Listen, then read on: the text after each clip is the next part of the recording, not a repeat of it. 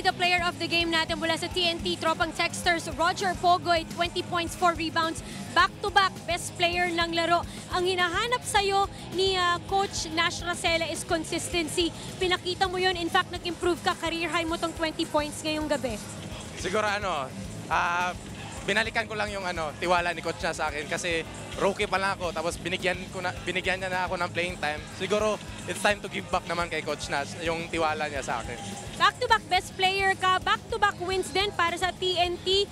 Good enough preparation you think? Kasi kalaban nyo sa inyong huling laro, SMB. Oh, magandang preparation to kasi number 1 yung kalaban namin next game tapos kailangan din namin manalo para makuha pa namin yung number 2. Ito ba yung mga kababayan mo, yung mga Cebuano, sina Junmar?